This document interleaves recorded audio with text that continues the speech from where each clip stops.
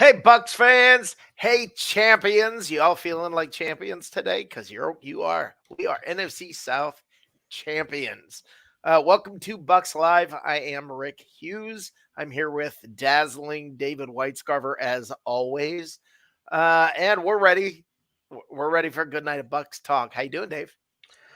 First time in the history of Tampa Bay Buccaneers football have we won back-to-back divisions.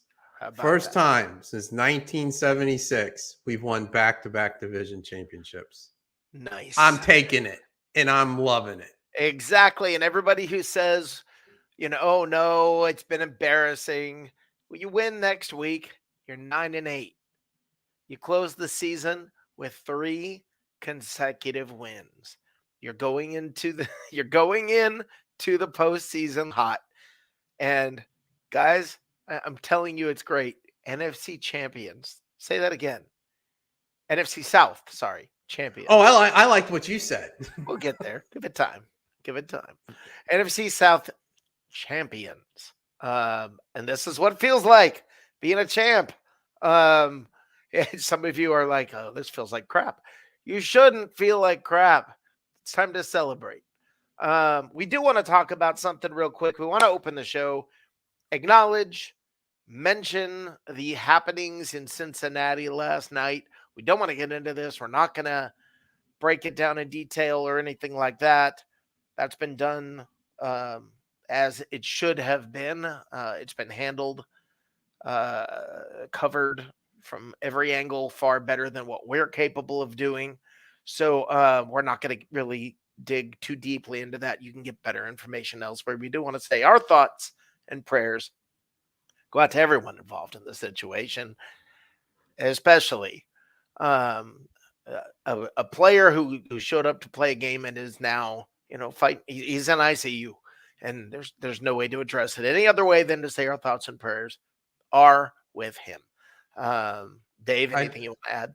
I just can't imagine his mom coming down in the stands and realizing that her son was in cardiac arrest, and then then they revive him, and then have to ride with him in the ambulance to the hospital 2-3 miles away.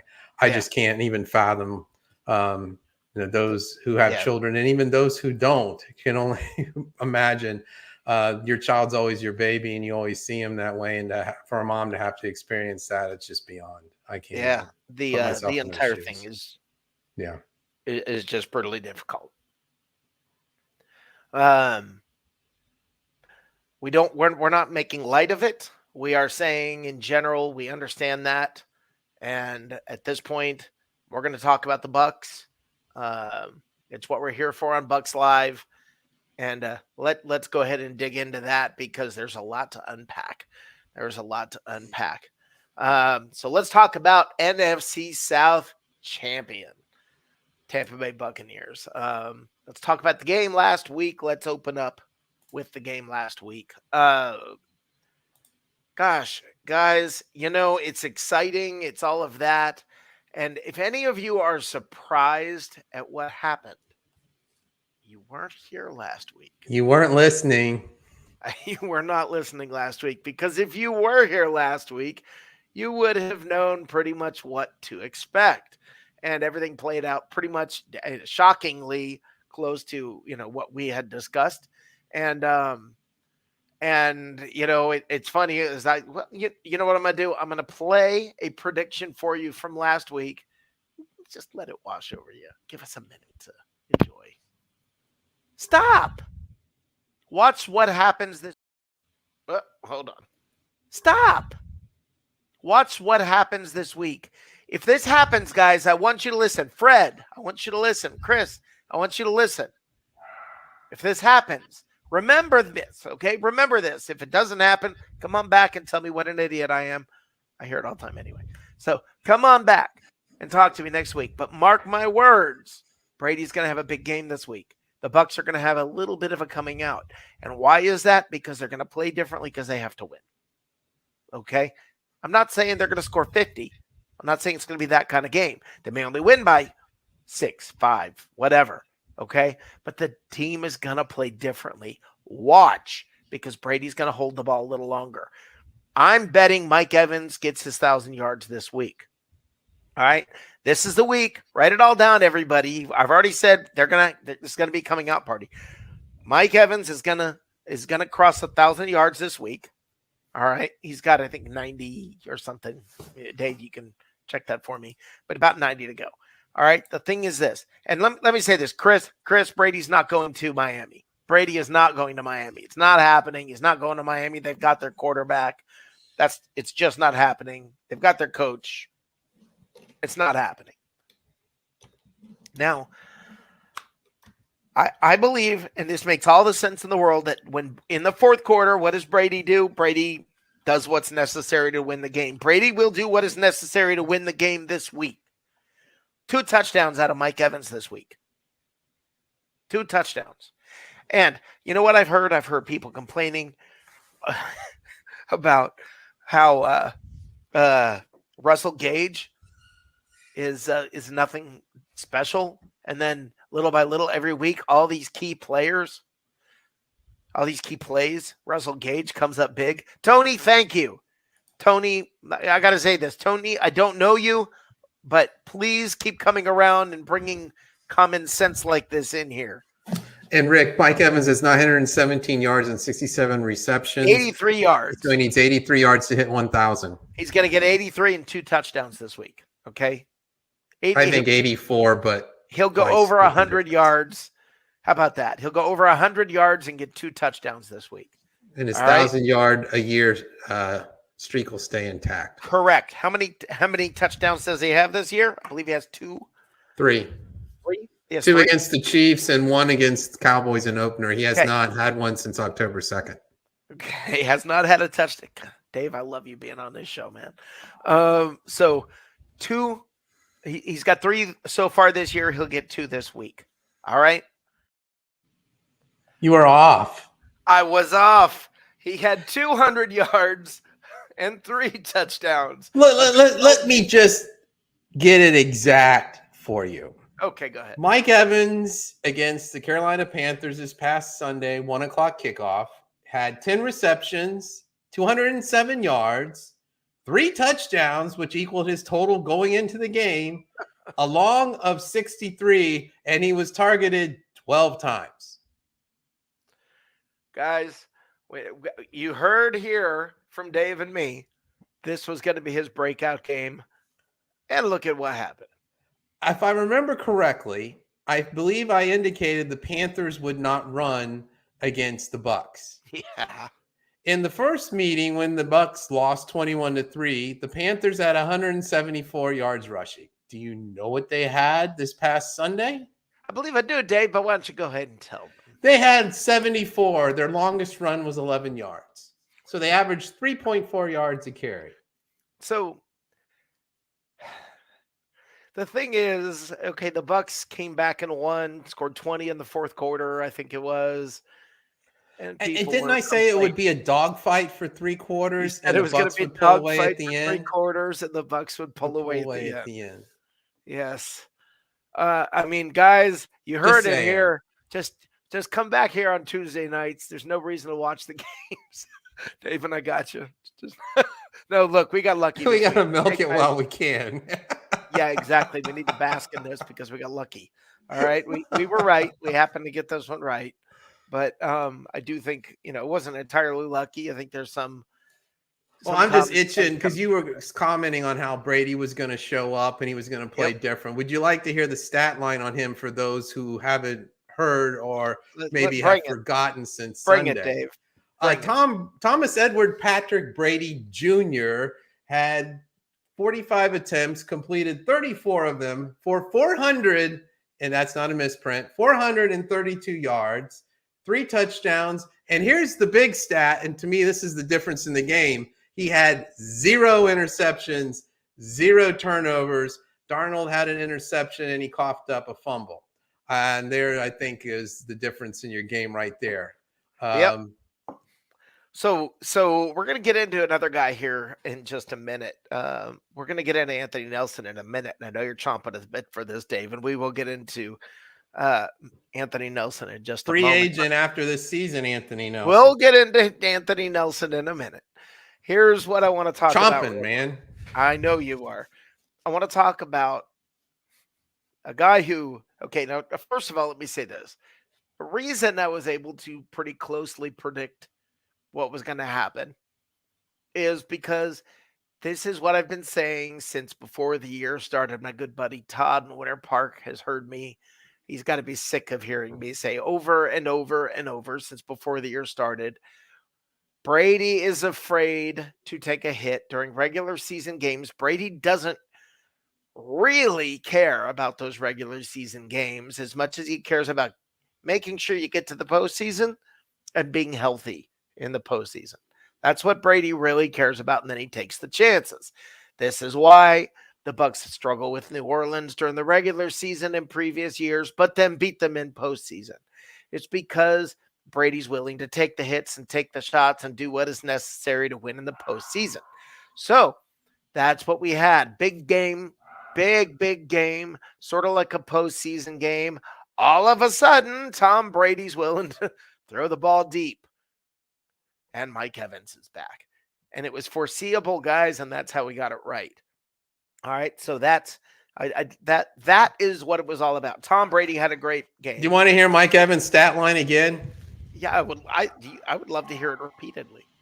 Okay, Mike Evans in this past Sunday's game against the Carolina Panthers was targeted 12 times.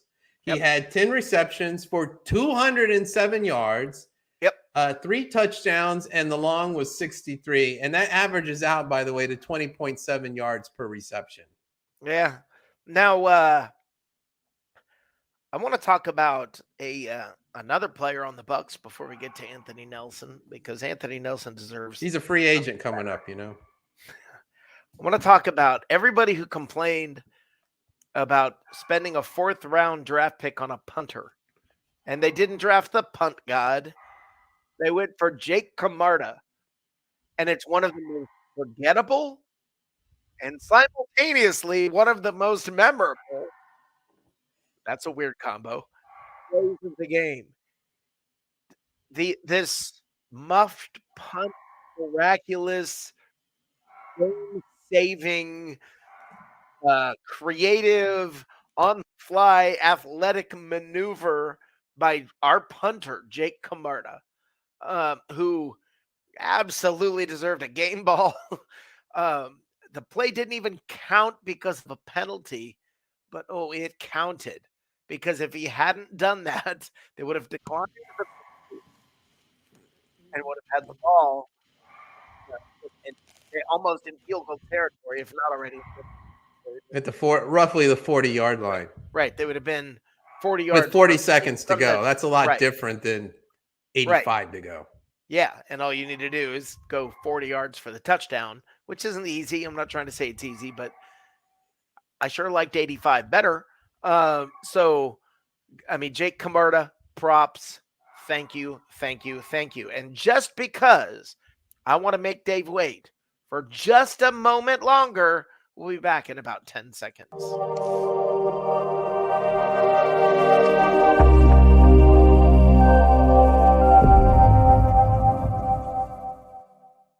All right. I got a Jake Camarda fun fact. Oh, okay. He has 6 tackles, and for a punter, no punter has had this many tackles since 2011. Nice. Now, you could twist that around and say that's because your coverage is horrible. But I choose to say, no, it's not that. It's because our punter is athletic. Yeah, and it is because he's had a good year punting. So, yeah, that actually is it's not a bad thing. I'm pretty happy about that.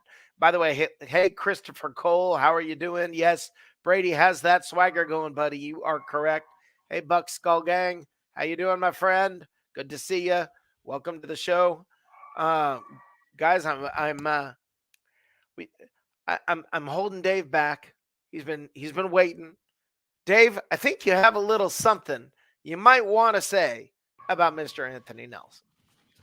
Anthony Nelson. When I was watching the game, I said, this guy doesn't get a whole lot of props, and he has played exceedingly well. He's been consistent. He has been crucial down the stretch, and I'll give credit from Greg Allman. Here's what he had to say about Mr. Nelson. He's been huge down the stretch, played every snap for the last 3 games, has pivotal strip sacks in the last 2, 3 forced fumbles in the last 4 games for a team high, and his 5.5 sacks is 1 behind Vita Vea's team lead. And he's a free agent in March. And I hope we have the cap space and they're thinking, let's bring Mr. Nelson back because he's been instrumental in this 2-game and should be 3-game winning streak. Yeah, Anthony Nelson he's a key part. There are always guys on the team that don't get the props maybe that they deserve. I'm going to give props to another guy, another cat, but this guy's on the offensive line, and he's taken a beating from Bucs fans this year. Maybe deservedly, maybe not. Let's talk about Donovan Smith. He had a great game. And let me say this about Donovan Smith. We find out Donovan Smith's had foot problems, and he's had injury issues, and they sat him out for a game, and he came back playing much better. He is apparently the healthiest he's been in a while, and that's why you saw the difference.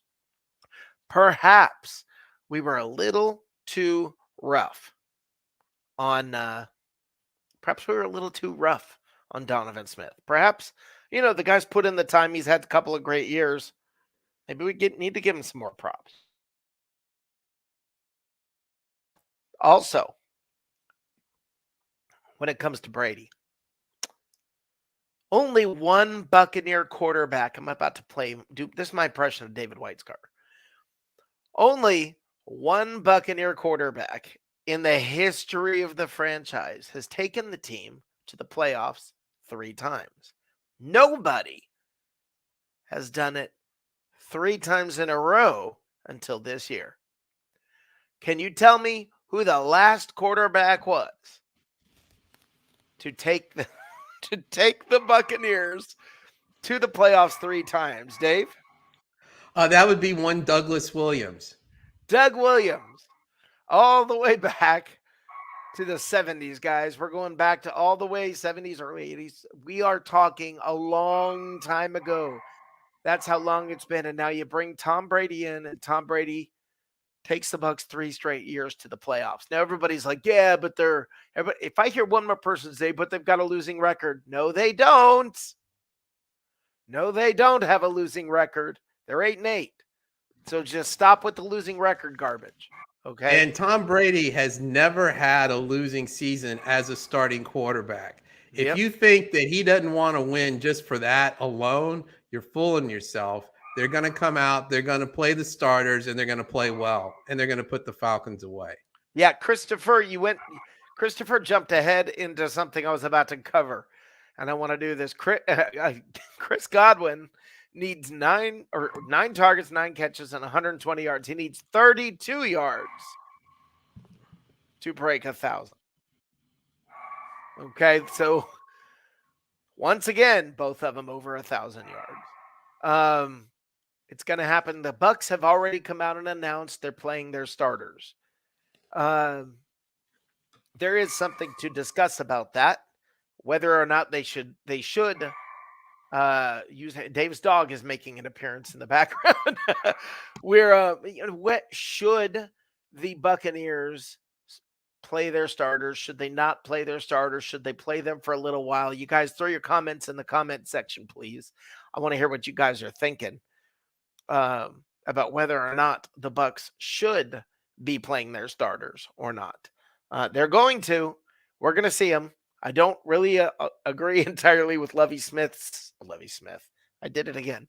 Todd Bowles' rationale. Now, why do you keep doing that? Let's explore that. Shut up, Dave. Is it you think that he's not a quality coach or what? Demeanor. Demeanor. We're not going to get too high and not going to get too low. It's the demeanor. And for me, guys, I want to see. And let me say this. Can we stop right now? Can we stop? I saw a post put up, of all things, by CBS Sports. CBS Sports saying the number 3 probability, number 3 for Sean Payton is the Tampa Bay Buccaneers. The New Orleans Saints, in no way, shape, or form. There is no chance in hell that the New Orleans Saints are going to give the Buccaneers the rights to Sean Payton. Stop thinking it, please. Can we stop talking about it? Stop messaging me, folks. Stop calling me about Sean Payton. Stop looking outside of the organization. It's amazing to me. We're always like, we need to get this guy or that guy. Somebody this week was going on and on about Odell Beckham Jr. And if this team really cared, really wanted to win the Super Bowl, they would have gotten Odell Beckham Jr., who can't even freaking play. But he looks good in a uniform. Now it's we want Sean Payton. We think maybe Sean Payton. The Bucs, look, everybody settle in. You're going to have Todd Bowles next year. Okay? The Buccaneers are paying Todd Bowles. They're still paying Bruce Arians. They're still paying Dirk Cutter. Okay? Hey, Arians is a consultant. Yes. They are not going to bring in another head coach. And why would you do that? Especially if the Bucs end up 9-8 and winning the division. Oh, let's fire the coach. What in the world is wrong Playoffs with 3 you? years in a row. What is wrong with Back-to-back you? division champs. Never done it before. Now, I want to give you my opinion, and it is not only my opinion, but I would like to give you my opinion on Byron Leftwich. Bucs fans, I think you are really unfair to Byron Leftwich. The 2 best years the Buccaneers have ever had came with who is the offensive coordinator? Byron Leftwich. Okay? 2 best years in the history of the franchise. What is it, more than 45 years at this point? Okay? I believe it's Come on. 46 or 7. One of the two. Yes. Time keeps slipping away, you know. I know. It's amazing. So, guys, stop ripping Byron Leftwich.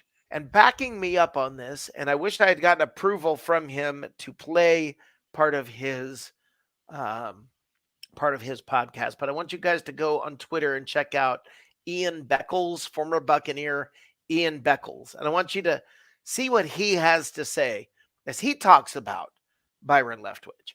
You know, you loved the plays last week. You loved the plays in the Super Bowl. You loved the plays through, all of a sudden earlier this year, you think he forgot. Guys, I've been telling you.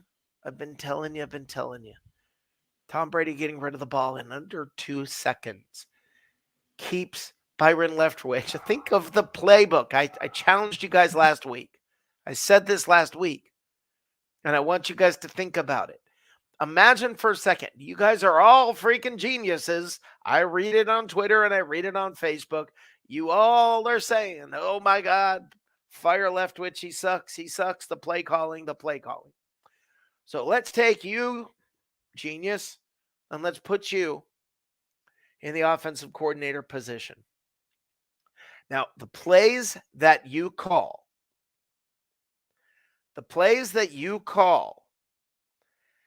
pass plays have to be, the routes have to be run, everything done within 2 seconds.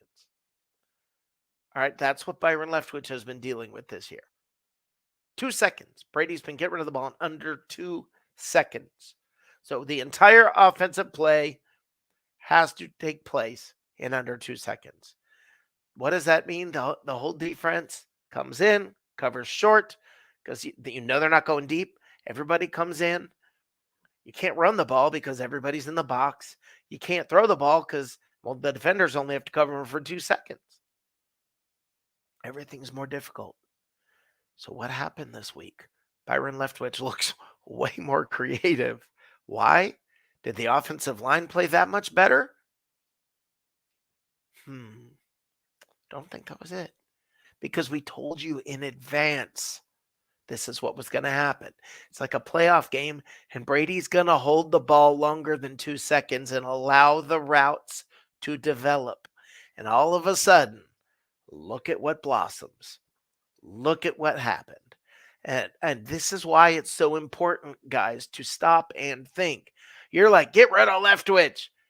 Okay, guys, let me see in the comment box. Who are you replacing Leftwich with? I got to see this because I want to see who this brilliant offensive coordinator is that you think you're going to get. They should get the guy who was the offensive coordinator when they averaged more than 30 points a game the last few years. They already have him. Sorry. Yeah. That's why Dave. That's why you're the smart one on the show. Okay. I mean, guys, it's we've got to stop hammering Byron Leftwich. The players are the ones on the field. As Ian Beckles said, Byron Leftwich can't catch the ball. There have been drops. This is Ian Beckles specifically brought that up. There have been drops like crazy. There have been fumbles. There have been missed tackles. There have been bad plays. And there's been a quarterback who won't hold the ball for more than 2 seconds. Byron Leftwich is not playing on the field. The same guy that called the plays that won us a Super Bowl, the same guy that called the plays that won us the NFC South last year, the same guy is calling the plays this year and won us the NFC South again. And if you think it doesn't matter, if you think the quarterback isn't the key in all of this, Byron Leftwich and Bruce Arians were your head coach and offensive coordinator in Jameis Winston's last year. What happened then? What's the difference between Jameis's last year with Arians and Leftwich and the last 3 seasons? The difference, guys, is Tom Brady. All right. If the Buccaneers win this week, we have a winning season. Stop being embarrassed about this season and start feeling like a champion. You're an NFC South champion. Your team just clinched with a week left. Pound your chest a little. Be happy. Compliment your team. I know it's hard. I know you want to look like you're smarter than these people. You're not. Okay? We've got to stop that. Root for the team. If you say you're a Bucs fan, be a Bucs fan. Okay? Be a Bucs fan. Jeff Olson says, I'd love for Gary Kubiak to come out of retirement. Okay, sure. I'd love for lots of guys to come back around. But this is who we've got. And we just won a Super Bowl and 2 NFC South championships in a row with these guys. Why would you want to replace them?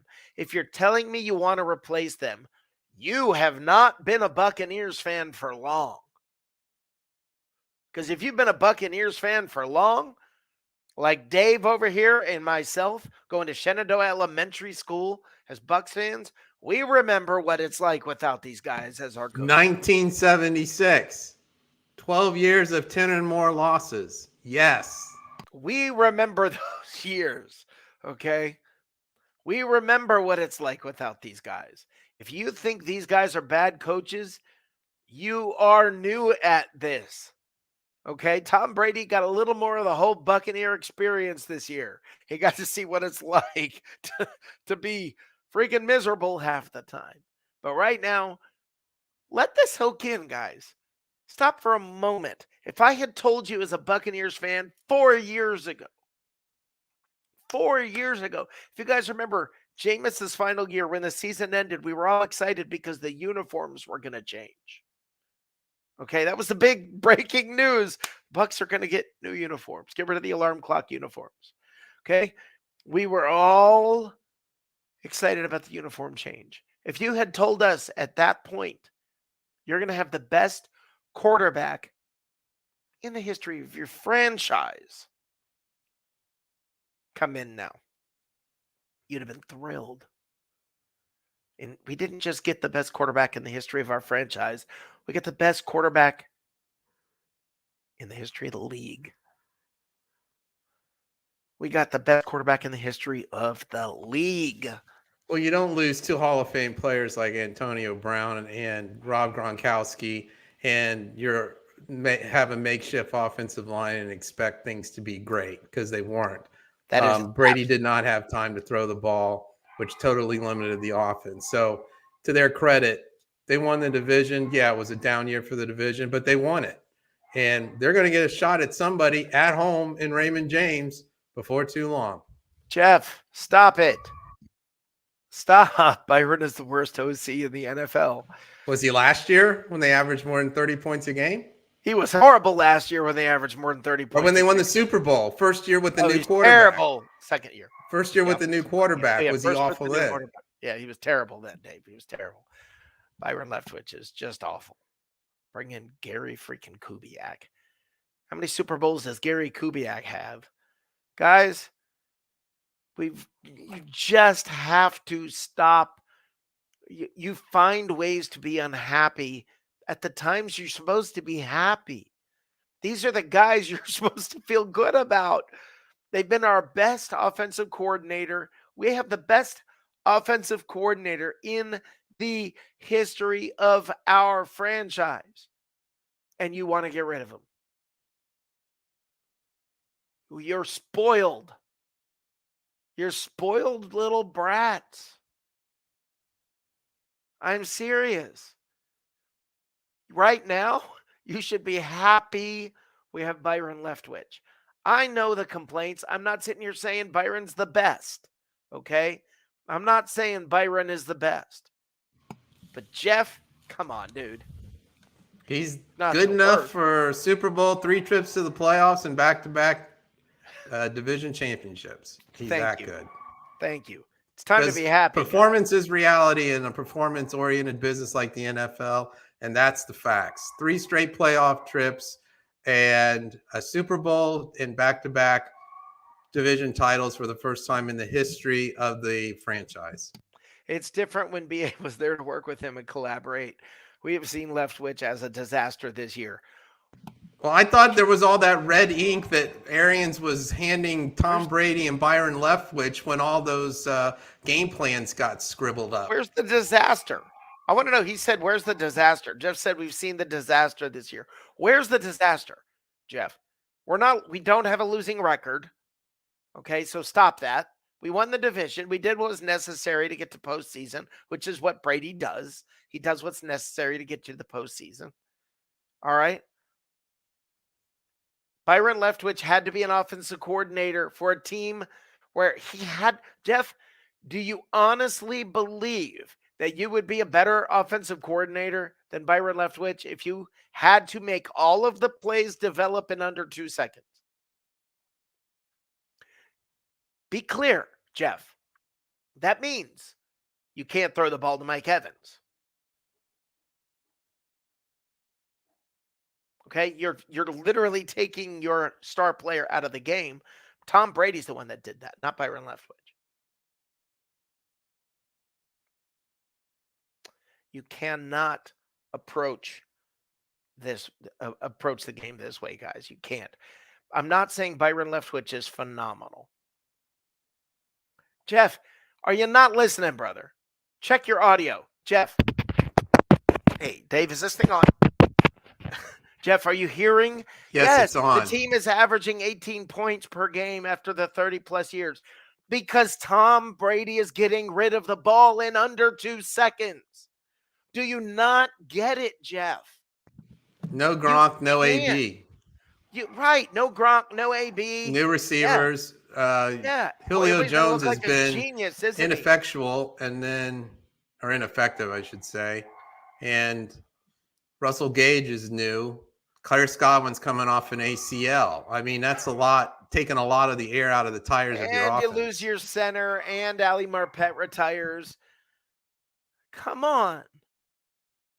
Thank you, Jim Melvin, for bringing in some intelligence. Dave said it right. The battered offensive line and losing Gronk and Brown are 90% of this season's offensive problems. I would say more like 70% or 60%. And the rest of it is Brady playing scared. Would I take him back next year? Yes, he's gotten us to the playoffs and two straight division wins. And when we win this is what I get out of Bucs fans. And Jeff Olson, I'm sorry, I'm calling you out on this, but I feel like you're the guy who, when the Bucs won the Super Bowl, you'd be the guy who complained that they didn't win the division. I mean, sorry, Jeff. I'm not trying to call you out too hard, but come on. We're 8-8. We're on a 2-game win streak. If we beat the Falcons, we're on a 3-game streak, closing out the season. There's some truth to your point about Brady, but it's part truth. Can't blame him for the terrible run game. Yes, you can, because the defense, when you only have to cover for 2 seconds, everybody comes up in the box. So you can blame that for the run game. Everybody is in the box on defense. It's hard to run in those situations. Predictable play calling, because you only have a certain number of plays when you only have 2 seconds to run a play. Last week, when Brady held the ball for longer than 2 seconds, look at what happened. And we told you in advance it was going to happen on the show last week. It's not, you're arguing, but we proved ourselves right. You're killing me, Smalls. You're killing me. We'll be right back.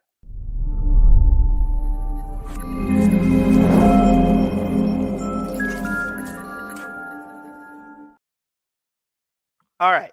So I want to get into the Panthers game in a little bit more depth. All right. I want to talk about the Panthers game. The Panthers, it was predictable. It was foreseeable. Once we, started falling behind, Brady did what Brady does. I mean, that is everything about Tom Brady. When he's got to play good, he does play good. When it's not critical, he protects himself. And look at what happened. Dave called it almost exactly last week by saying the first 3 quarters are a dogfight, and then the Bucs pull away in the fourth. He called it almost exactly. Okay, Corey Brown. Tom Brady did win a Super Bowl without Gronk in 2019. Yeah. Wait, okay. So I'm trying to figure out your point. Brady won several Super Bowls without Gronk. We're not saying he has to have it, but Leftwich could protect Brady to prevent those things: more motion, more play action with the running backs. He doesn't do those things often. No, how much of that is Brady? Okay, how much of that is Brady? How much of that is Brady saying, I want to run these plays, I want to run it in this way, because he's just trying to get himself to the postseason. And now look at what happens when it matters. The team blossoms. Nobody wants to play the Buccaneers. I promise you this. Nobody wants to play the Buccaneers. All right, that's brutal. They don't want to play the Buccaneers. Jim Melvin says any pure pocket passer would be playing scared with this offensive line. Brady had some plays versus the Panthers where he had all day. The offensive line has not been that bad. It really has not. Dave, I don't know if you have the stat right now. Well, I mean, Brady hasn't been getting sacked that much when you look at other quarterbacks, but that's because he's getting rid of the ball so quick. Right. So, what are those stats, Dave? I called him. Yeah. Sorry, caught you unaware. I sent you a stat this week. I'm sorry, I don't have it in front of me, but most quarterbacks would dream of being hit as little as Brady. And for this team that's doing so terribly, do you know that the Buccaneers have tied for the second best record against NFC teams? Brady's been sacked 22 times this year. I believe it's less than any other. He's been hit, I believe, less than any other quarterback. It's pretty crazy. Dave, I don't have my phone here with me. Check if you have yours. Check. I sent you a stat. I texted it to you, I believe, a little bit earlier tonight. Um, yeah, Jeff. See, this is what cracks me up. Part of the offensive line looking good is Brady getting the ball out, though. He protects this O line as much as it does him. Yes, partly, but he's been getting rid of the ball way more quickly than necessary. And I know you're finding ways to be unhappy with a team that just won the division. You're finding ways to be unhappy with the best offensive coordinator this team's ever had. You're finding ways to be unhappy at the times it's time to celebrate. Dave, how do you feel about being a Bucs fan right now? This has been the greatest 3 years of being a Bucs fan. Ever. Not even close. Yeah. If you the Rams are what 5-11. This is the first time since wait for it, the Tampa Bay Buccaneers in 2003 for a Super Bowl champion to have a losing record the next year. Let that sink in. The wheels have completely come off in LA. Would you rather be a Rams fan and deal with their coaching staff? Or would you rather be a Bucs fan with this coaching staff?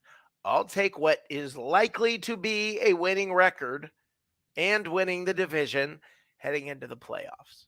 I'll take it. I'll take it. You know, I mean that's fact. Jeff, I'll be happy when this team is in the Super Bowl. That's what the expectation is here. That's what this roster should achieve. We don't know that. There's a lot of new guys on this team. It's not what this roster should achieve. Russell Gage and Julio Jones were not an upgrade to Antonio Brown. Right. And as well as Otten has played as a rookie, he's not an upgrade to Rob Gronkowski. You can't lose that kind of firepower and have a Swiss cheese offensive line because of injury, free agency, and unforeseen events and sit there and go, we should be in the Super Bowl. And by the way, 37.5% of the teams in the NFL have never won a Super Bowl. Never. That's more than a third of the franchises in the National Football League have never won a Super Bowl. How many do the Bucs have? They have 2 with a combined score of 79-30. 79-30. 2 Super Bowls. And we're complaining. And to say, I mean, and you brought up, yeah, you lose Gronk, and then you've got Otten. Happy with Otten. But he's playing well, but he's not no Gronk. Right? Now you get rid of Antonio Brown, and yeah, you got Russell. Well, he got rid of himself. But... Well, right. Okay, so guys, now you lose Ryan Jensen at center, and you put in Hainsey. It's his first year doing this. And then next to him, you've got Nick Leverett now instead of Gedecki, sorry. Instead of Marpet. Think about the changes. Next to him, you've got an injured Donovan Smith. Tristan Wirfs gets injured. And you're complaining about the offensive coordinator. This team and my expectations. It's amazing how coaches get stupid when there's a lot of injuries. I mean, and a lot of turnover on the team. It's a battle, man. It's not easy. I mean, the National Football League, what is the one word that comes to mind when you think of the NFL? I tell you what comes to my mind. Parity. All up and down, the National Football League's goal is parity. They loved it last year when pretty much every playoff game was either a last-second field goal or went into overtime. This is what they want. They want to spread the wealth around. They have the schedules are made based on where you finished in the prior year. The draft is inverted. There's no lottery like there is in the NBA. They want everything equal and even out. They're thrilled. Look at who's making the playoffs this year and who didn't last year. You have a lot of turnover. That's absolutely right. And by the way, the Bucs picked up because they won the division this year. Guess who they have to play next year that the rest of the division doesn't have to play? Listen, guys, listen. The Buccaneers now have to play Buffalo and San Francisco next year because they won the division. All right. So, yeah, that's not easy. Jeff. I'm not giving the team coaching staff a pass because of what they've done in the past. The Bucs are the best roster on the NFC on paper. No, they're not. Coaches need to utilize the talent better. They are not the best on paper anymore, but they're really darn good. They've got great players at certain positions, but they're not the And best on Leonard paper Fournette's anymore. gutting it out with the foot problem. I mean, And so is Donovan Smith. And then half your line is gone. And your quarterback's getting rid of the ball in under 2 seconds. So there goes Mike Evans. This and you're not giving them a pass based on what they did in the past. Okay, so let's talk about now. if you get Ryan Jensen back, you can really make some noise in the playoffs. I don't know that he's going to make that much of a difference because Hainsey has done well.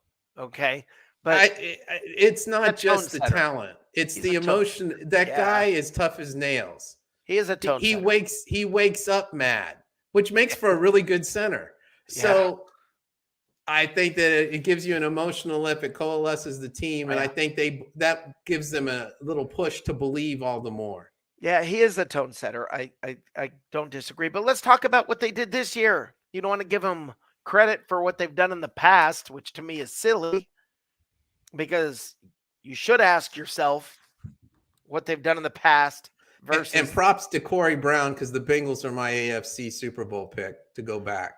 Yeah, and by the way, anybody who says that you can't give this coaching staff a pass based on the past, okay, but let's really look at the roster differences. You tell me a team who could lose their starting all-pro center, a Pro Bowl guard,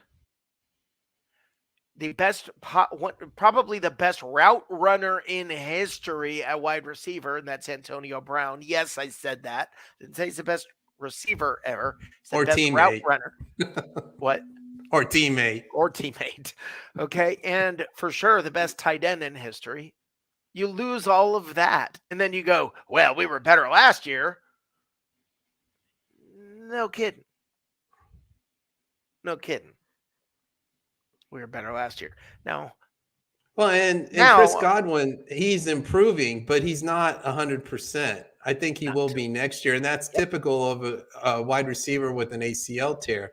You come back, you play okay, but it's that second year when you excel, go back kind of to your old self, so to speak.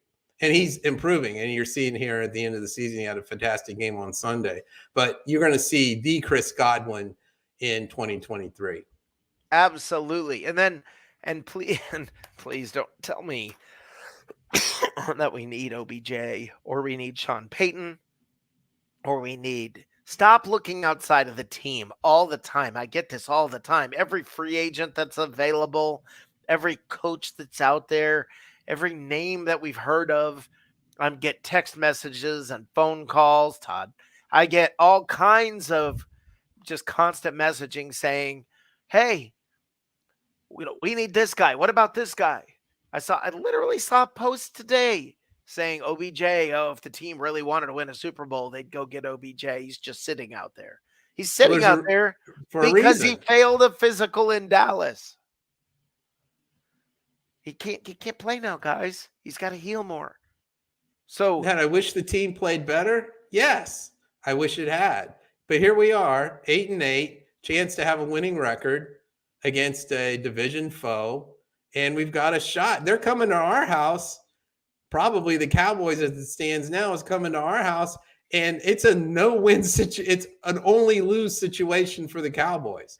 They're expected to win. Whoever the Bucs plays expected to win, and it's going to be in Tampa. It's going to be warm. Yep, this is the stuff drives me nuts.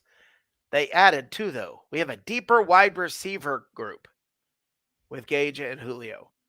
No, we really don't. You lost Antonio Brown. Are you forgetting how good that dude is? He's a whack job. He's a lunatic. He belongs, I don't know. I mean, Julio Jones has played in 10 games. He's not very durable, and he's had 24 receptions and 299 yards.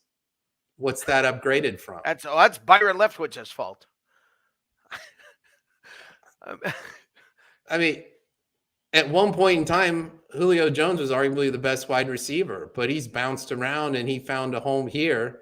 And he showed some flashes he hasn't shown, but he's certainly, I mean, he's not had a great season to say the least. and I want to get into this comment by Jim right after we come back. Jim, this is a very good comment. Like this comment. Want to discuss it in just a minute.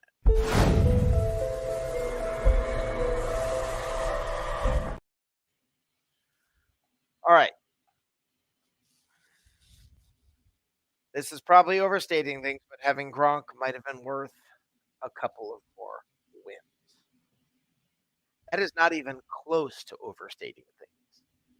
It's absolute fact.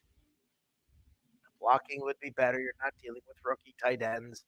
You have the leadership. You have, again, another tone setter. All of that. You have Brady feeling more secure. All of that changes everything. And if you had to get rid of the ball quick, Gronk can find you a seam real fast. And I mean, this is all a big deal. Now, I want to talk about something here. Let's talk about the Falcons game real quick because I've got something I want to bring up at the end that is a little weird, kind of a little bit uncomfortable, or a little bit, I don't know what. I don't think we discussed this in pre-broadcast meeting. No, it's probably better if we didn't. But I want to talk about the Falcons. The Falcons game. It's a weird thing. Are we going to play the starters? How long are we going to play the starters? If we don't play the starters, who's going to play? How are they going to manage the game? I mean, Brady came out and pretty adamantly said, I think we've got things to work on. I want to play. He said, I'll do whatever the coaches want, but I want to play. And he knows full well that means he's going to play. They're going to give him what he wants. Well, they've lost 4 out of their last 5, and their big win was a 1-point win against Arizona at home. I don't think the Falcons are going to win this game. All right, even against. I can't believe they're 4.5-point favorites, but nobody asked me. I honestly think that's more. We don't know what to do. I think Vegas doesn't know what to do with the line. I think it's just a weird line, and they know Brady's going to do anything and everything possible to protect himself. But no, I think the Bucs win this. I think maybe, or even if the Bucs don't win, and I think this is a possibility, they play the first half. They have the lead at the end of the first half. The Bucs do, and then they pull everybody back, and the Falcons come back and get some garbage touchdowns and maybe win the game that way. If it happens, if the Falcons win, it'll be because they get garbage touchdowns against the backups. And but that's the only way I see that happening. Otherwise, look, if the Bucs are playing the starters, the Bucs are going to win. All right. Now, I want to bring up something a little bit weird when it comes to the playoffs. The horrible events of last night, and they are horrible events. In this day and age, with cancel culture, you have to be so clear in saying that. But there is still football to talk, as we've done for this last part of the show. Or for the, but I want to bring up a thought and something to throw around in your brain. Because the NFL is trying to figure out what to do with that Bengals-Bills game. And first of all, I want everybody to stop complaining about everything. Like, oh, they talked about going back on the field for, in 5 minutes to warm up. That's what Joe Buck, somebody told them that. You know what? Here's what it is. You probably have one guy whose job is to see to it that the game, he's like a game coordinator, right? And he's got a list of instructions on what to do if a player gets injured, like a concussion, and they take him off the field in an ambulance. You give the player, okay, it says give the players 5 minutes to warm up, and then we'll put them back on the field. All right. And that's probably what happened. He was just going through his little procedure guide because this is a little bit unprecedented. So, all right, something unusual happens and everybody complains and rips Skip Bayless and everybody else. Everybody's ready to just say somebody needs to be fired. Guys, everybody's imperfect. Some people said things imperfectly, and everybody wants to virtue signal right now. Here's the bottom line. The game got canceled. The NFL did handle this, I think, for the massive organization with gazillions of dollars and gazillions of moving parts and all kinds of things happening. The NFL made some mistakes. Oh my God, they're not perfect. Okay, the NFL made some mistakes, but in general, they handled it pretty good. Okay, yeah, they tripped a little bit. It's unprecedented. They're, come on, guys. Were you ready for this? All right, so this was a little bit different. They navigated through it. They got us where we needed to go. Now let's say this: the Bengals and Bills game is a big deal, and now they're saying, it's not going to be played this week, and Week 18 will go along as normal. Okay. Yeah. Thank you, Jeff. Jeff, glad we can agree on something. Imagine carrying what Skip Bayless says in any circumstances. Thank you. But I want y'all to think about something. It's a little bit weird. Some people are talking about the possibility of you move back the playoff, get rid of that week in between the playoffs and the wild card weekend back 1 week, and then that extra week now you play this game, this Bills and Bengals game. First of all, let me say this: there is no perfect game. The NFL is in a no-win situation. There's nothing they can do if somebody's not kind of getting a raw end of it. Okay, if they make the AFC, if the Bills win that game, they're the AFC number one seed, and they didn't get a bye week. But the NFC team got a bye week, right? I mean, there's so many weird twists and turns. What if the Chiefs or the Eagles, let's say the Eagles, number one seed, so they rest their players this week? You may not have thought about this if they push the game back. So they rest the players this week. That's 1 week up until game time. They didn't have a game. Then they go to the next week when the Bills and Bengals play. That's how many weeks? 2. Now you go to the next week, which is the wild card game. How many weeks? 3. Now you I'm go here to another help. week.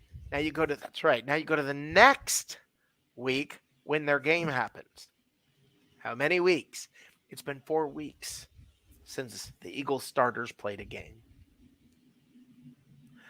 It's brutal. It's this whole thing is a It's like a bowl game. Yeah, this whole thing is a mess. And the NFL is in a no-win situation. Whatever the NFL decides to do, guys, I'm going to back them. I'm going to support them. They're going to do their best. Let's move forward. Pray for the guy in the hospital. I mean, what else can you do? All right, let them make the best decisions they can. I promise you, we're going to, at some point, hear some story about some Make-A-Wish Foundation kid that was at the Bengals-Bills game, and at halftime or after the game, he was supposed to meet his favorite player, and he didn't get to do that because of this. And now the NFL looks bad. People are going to sue the teams, the city, the players, the this, the that. I mean, sponsors are going to be mad because they didn't get their commercials run. There are a gazillion things that the NFL is trying to figure out and juggle. And they're going to do their best.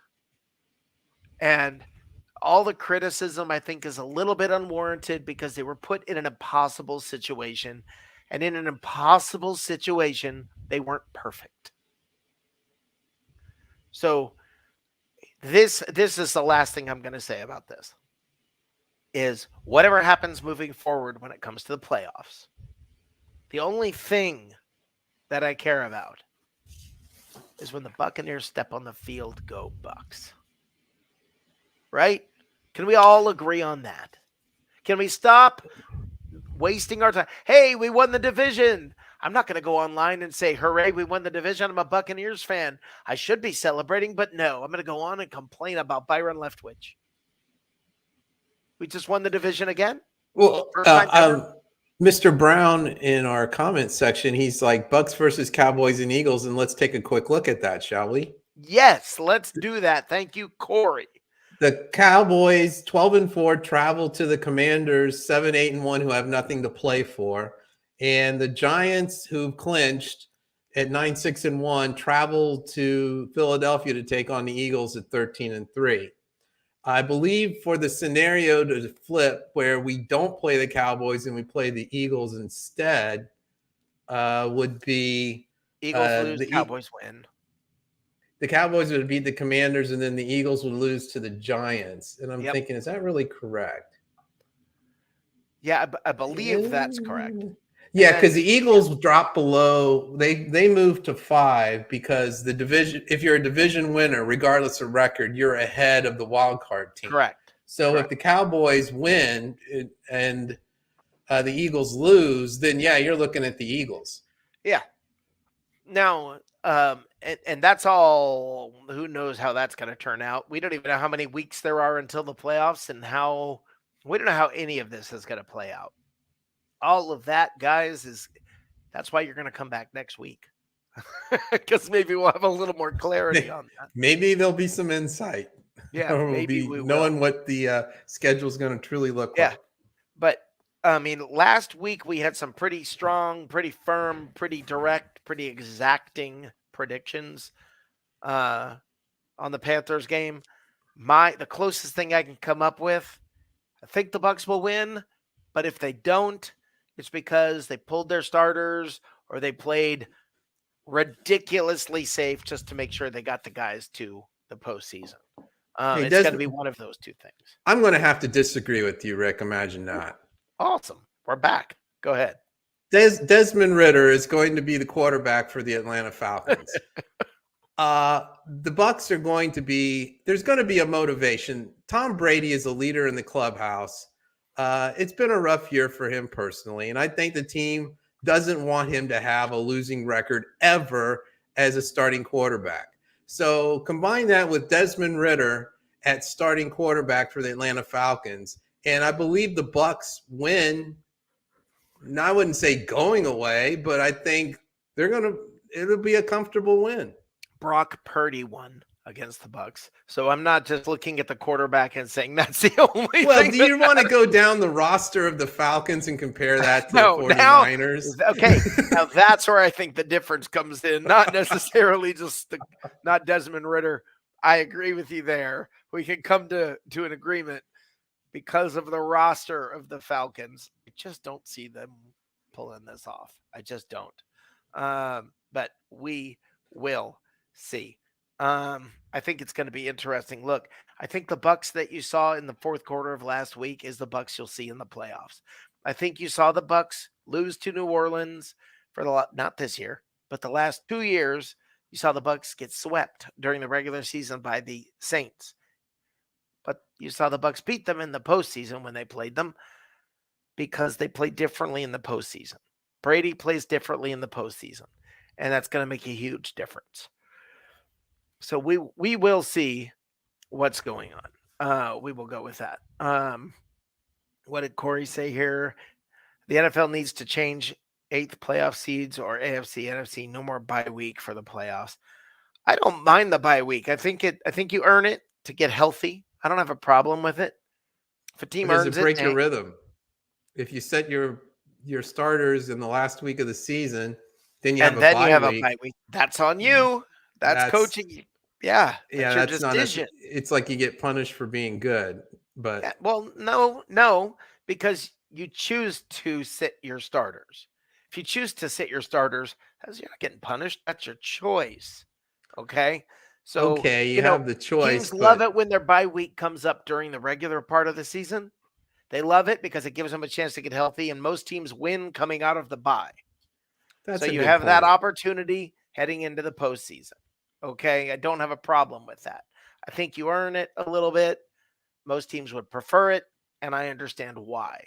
Okay. Having said that, this year it's going to be weird, and we're going to see how it's all going to unfold over the next week or so as we find out all the details and everything that goes out. Let's close this. Let's do one more comment here by Jeff Olson.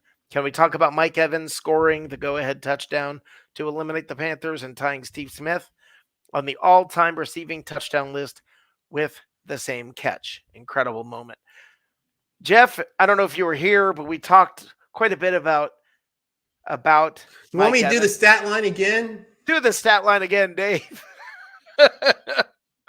For the third time. Do the stat line. The stat line for this past January 1 For Mike Evans, was just a second. which, by the way, happy freaking New Year, everybody. Happy New Year. The Mike Evans was targeted 12 times against the Panthers with 10 receptions, 277 yards for an average of 20.7 yards per reception. And he had 3 touchdowns, which doubled his total going into the game. And he had a long of 63 yards. Dave, how many yards? 207. No. He had 207? 207 yards receiving. Oh, I thought you said. Did I stutter? Right. No, I think I misunderstood. I thought you said okay. 273. Here, let me go over it one more time. 10 receptions, 207 yards for an average per catch of 20.7, 3 touchdowns on 12 targets, and 63 long. It was his longest reception. So that's probably where I was getting the 3 from. There you I go. mean, but the bottom line is, we want to guys, communicate. It's important. So that's right. We're on the same page. That we have synergy going here. That's right. Dave, what's our record this year? We are 8-8 going into the final week of the season. And remember everybody talking about how brutal this schedule was going to be this year? And then you lose Marpet, you lose Jensen, you lose Brown, you lose Gronk.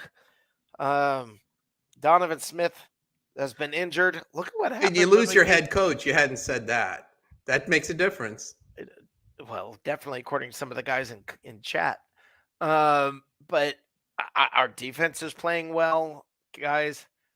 We're good. We're good. Let's have some fun in the playoffs. Everybody, stop complaining so much. Be happy. This is the best time ever to be a Buccaneers fan. Best 3-season window ever. Yes. Put Evans in the Hall of Fame. And we didn't even talk about his 9 straight years of 1,000 yards receiving to start his career. He's only behind one guy who has 11 straight years. One guy. You know who that guy is? I forgot. Jerry Rice. That's what I thought. Somebody else had 9. And I wasn't sure if that was the Jerry Rice, if the other stat. Somebody else had 9 seasons in a row. Bottom line, guys, what a great game last week was. Bruce going in the Ring of Honor, winning the division again. Back to back. This really is time to be happy. We're on a 2-game win streak, could be 3 entering the postseason. We won the division, and I wouldn't want to play the Bucs. So it's just time to be happy. It's time to stop. This is what I think happens. We called it BTSD, Bucs traumatic stress disorder, where you're complaining because that way it'll hurt less if something does happen bad. You're expecting bad things to happen. Yeah, you're just expecting bad things to happen, so you're just complaining even when good things are happening. Guys. Because the other shoe's about to drop. Never really understood what that meant, but I mean, I know what it means, but I've never really understood the actual mechanics of that. Yeah. And that's why Dave is here. So, guys, we're NFC South champs. Act like it. We're NFC South champs. Feel like it. We're NFC South champs. Believe in it. Believe in it. You have the best quarterback you've ever had on your team. He won you a Super Bowl. And then last year got us our first of 2 in a row NFC South championship times. As Dave pointed out, first time ever the Bucs have won the NFC South championship 2 years in a row. Or any division, even with a different alignment. We've never won back-to-back divisions. Right. So, guys, this is happy time. Okay. There's 6 teams that haven't been eliminated that don't know if they're going to make the playoffs or not. They're on the bubble. They don't know. We're in. We are playing in the playoffs. That's it's just right. a question of who. And God, this is the stuff that kills me. This is the stuff that kills me. Jeff, Kyle Trask is not going to be the starter next year. He's not even the number 2 quarterback. Jeff, oh my God. You managed to take the time you're supposed to be happy and found something to bitch about. It's just amazing. It's just amazing. What are you complaining about? We won the division. Yeah, but our quarterback next year might be. You don't know who our quarterback's going to be next year. Derek Carr. Could be. Could be. You know mind. my thoughts on that, Dave. We'll talk about that in the offseason, folks. But he's not playing Sunday against the Falcons. It's going to be Tom Brady, and we're rooting for him. So why are you talking about Kyle Trask when you have Tom Brady as your quarterback going into the playoffs? Why are you talking about the number 3 quarterback on your team? Is he even that? Well, I don't know. I actually don't know. We only know who the number 2 is. Honestly, I wasn't being smart. Yeah. I was just, no, I'm not really disagreeing. Number 3. Yeah, no, I'm not disagreeing. I don't know if he's even number 3. So, but everybody's, oh my God, it's like the whole back when Josh Rosen was on that freaking team. I mean, it's Josh Rosen's our future. He's even, I don't even know if he's playing football anymore, and he's gone to like 6 teams after I went through all that with everybody. So, guys, it's time to be happy. All right, Jeff, God bless. Look at him. He can't help himself. Go he can't Bucs. help him. You are a miserable human being, Jeff. You're a miserable human being. You know? Seriously. Oh, Kyle Trask is listed as the number 3 quarterback. You won the division. Are you new with this team, Jeff? Have you been a Bucs fan for long? I think you're new. I'm guessing you're new. That's got to be what it is, Jeff. You're a new Bucs fan. Okay. Understand. And I understand. You don't realize how it is around these parts. Okay, but it's normally not this good. Okay? The last couple of years and this year, it's normally not this good. You think this is horrible? You think this is bad? Well, buddy. Jeff is emphasizing, he's like, from his opinion, I understand. He thought you got Russell Gage, you got Julio Jones, that your offense is going to be at least as good, if not better than last year. Why would you think that? The case. Well, people are entitled to their opinion. I didn't share that. I understand that. I thought losing AB and Gronk was going to be, people were just kind of, you got Tom Brady, you just keep rolling. And I'm like, it doesn't work that way. And then you have your offensive line trouble, and here you are, 8-8. Jeff, if you're a late 90s fan, how in the heck are you not happy with this team right now? How can you say this team's been a huge disappointment if they end up 9-8? I believe I said that before the year started, I believe I said that this team would probably go 10-7 or 11-6, probably 11-6. They're going to go 9-8. I missed it by a game or 2 with all the injuries. Hey, you want me to read Mike Evans' stat line again? Yes, Dave. Let's close the show on a nice positive note. Kumbaya.